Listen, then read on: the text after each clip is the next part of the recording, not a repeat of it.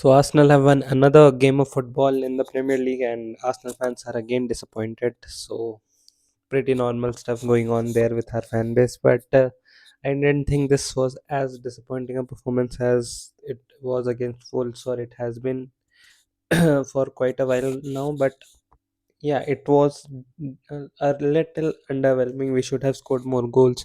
We should Trossard should bury that chance. Saka should. I don't know what Saka did there, shooting with his right foot. No composure. Should have taken on his left foot and shot there.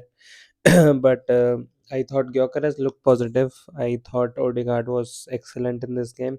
Although what I'm seeing online is again Odegaard is not good enough. This and that. I don't know what you wanted him to do. Like literally, the Trossard chance comes from when he is in the position box in tight spaces, getting closed up by two players. He gives that ball to Declan Rice, who finds himself in a lot of space here, who gives it to Trossard then.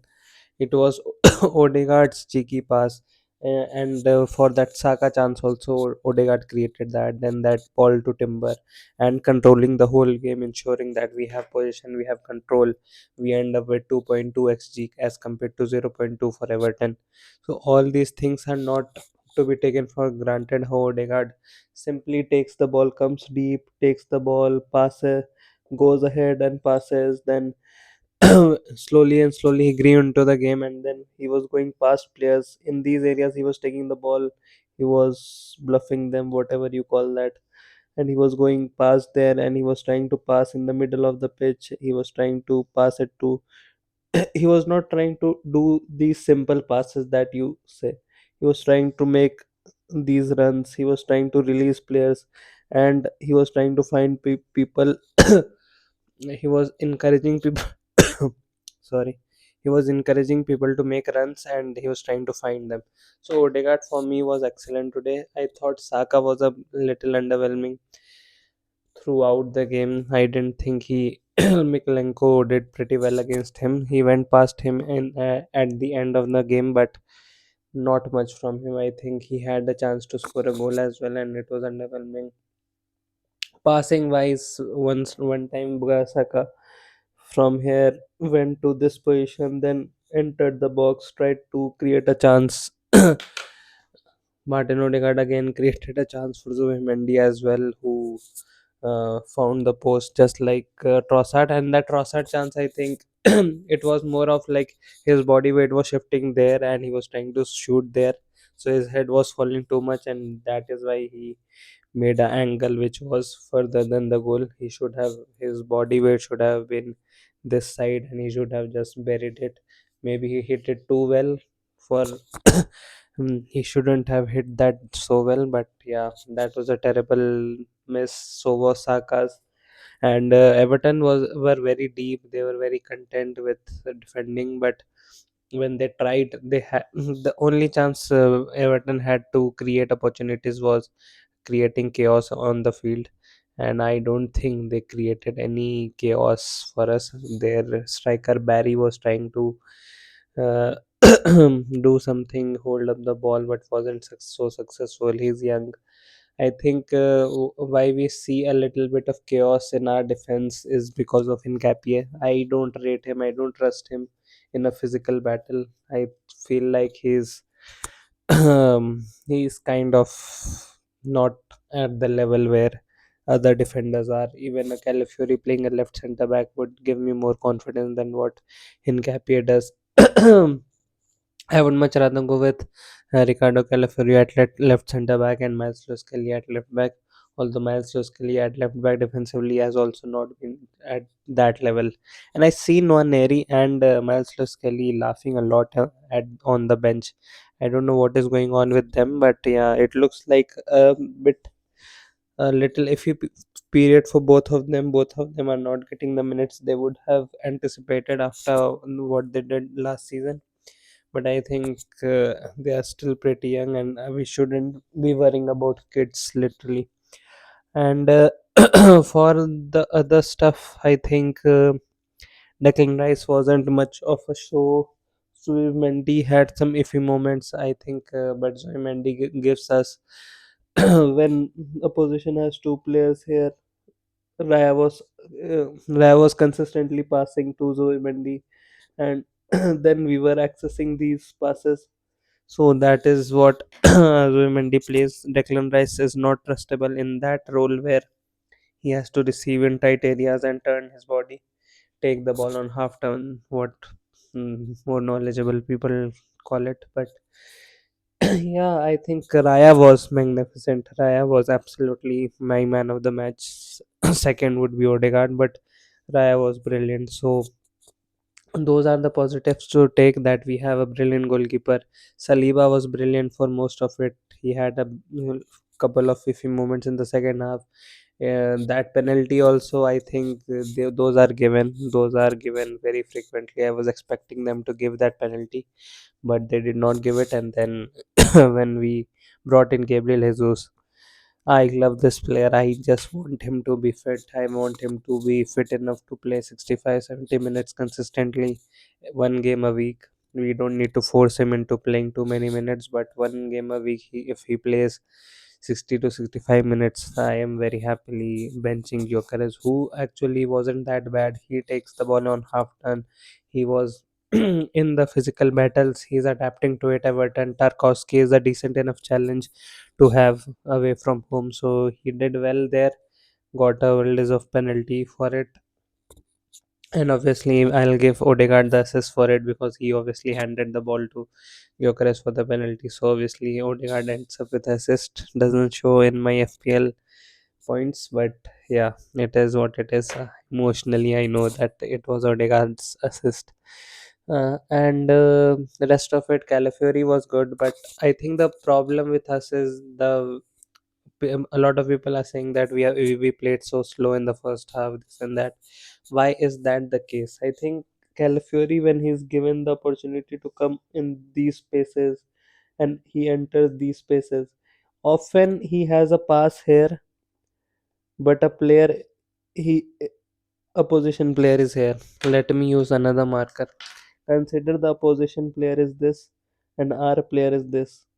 So if he passes with the left foot, usually the trajectory of the ball is there, so it would be closer to this player who is closing in that player he needs to pass to. So he needs to choose the option of passing it with outside of his boot, so that the trajectory of the ball goes like this, away from this player. So often, if you see, it is a much harder skill to pass from outside of your foot as compared to the normal pass you give the curler. So that is why he is not often confident enough to make these passes.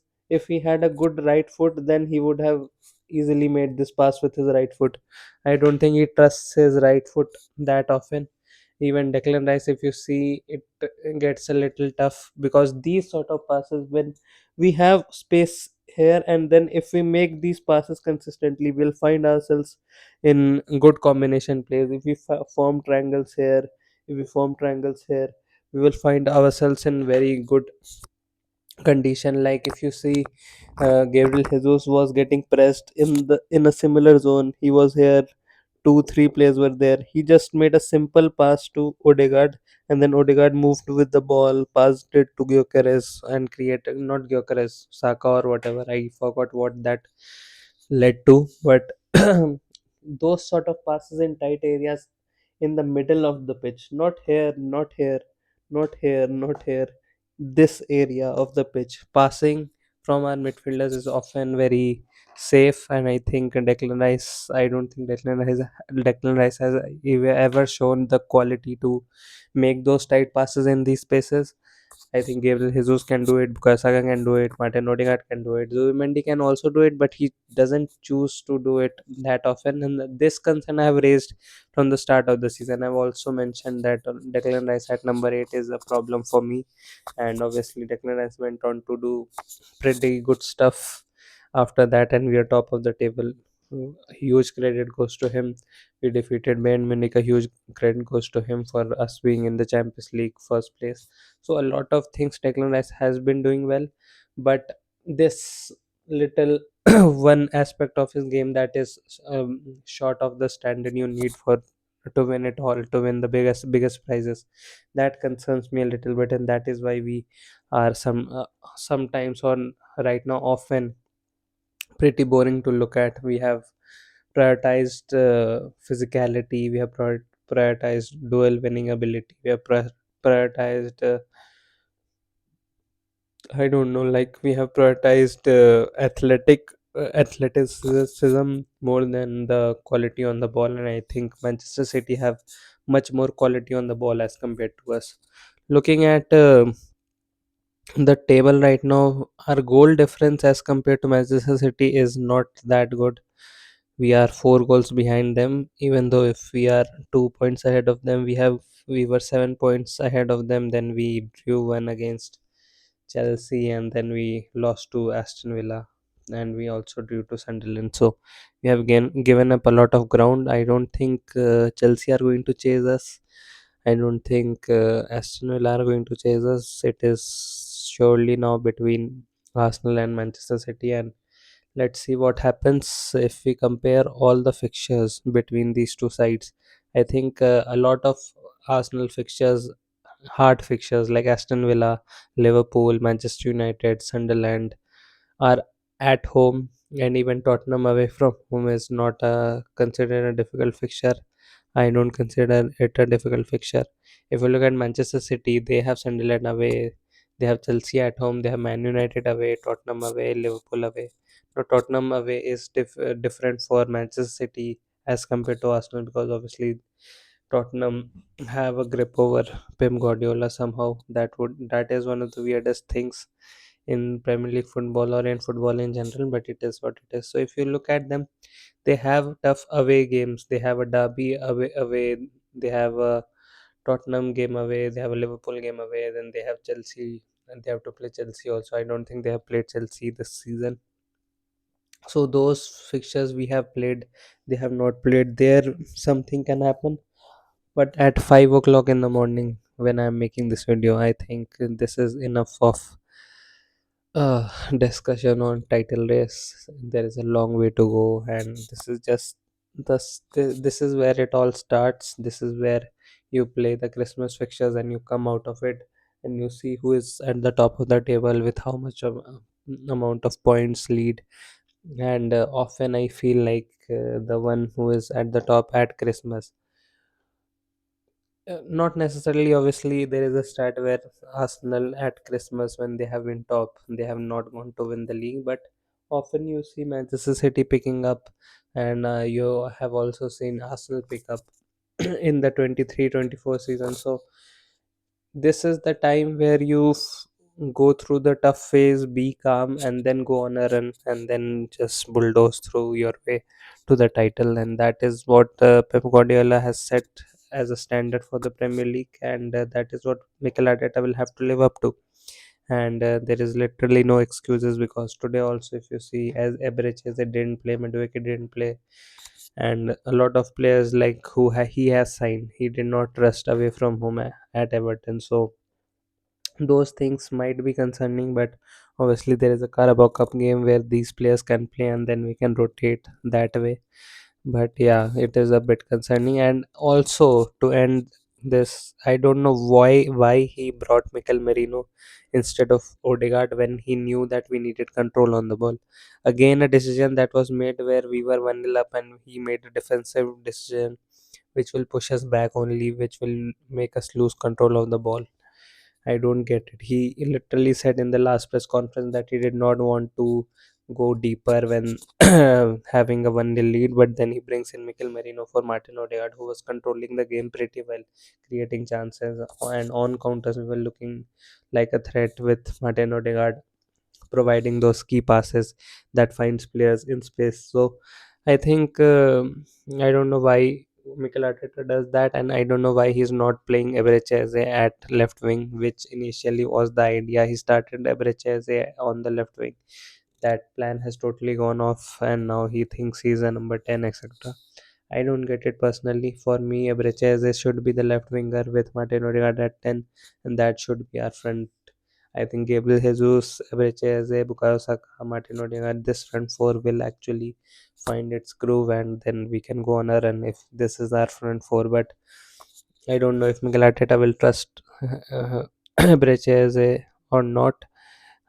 As far as Gabriel Jesus is concerned, I think the fact that Mikel Arteta gave him 30 minutes is a very positive sign, and I'm positively looking for Gabriel Jesus next few fixtures and how many minutes he gets there. Maybe he can start in the Carabao Cup, and I don't know what happens when Havertz comes back. Who he prefers? I will prefer Gabriel Jesus every day of the week. So let's see what happens. At least we won. We are top of the table at Christmas, and yeah, let's hope we win the Carabao Cup fixture, and then we can swiftly go to who are we playing next week. We play Brighton at home, which should be comfortable, but we did not make it that comfortable for ourselves last season. So, but that was unfair. That was probably because Declan Rice got sent off for touching the ball, which is obviously a legendary thing done by the Premier League referees. Today, also, the refereeing has been pretty substandard. If you look at the Liverpool versus Tottenham fixture, that refereeing was pretty ordinary. But I've talked about it in a other video I've made about Liverpool versus Tottenham. Other than that, I think yeah, not much to say today. Let's keep calm, let's keep going, and I think better days are coming. We are going to go on a run and we are going to win the league. So stay positive and yeah, relax and bye.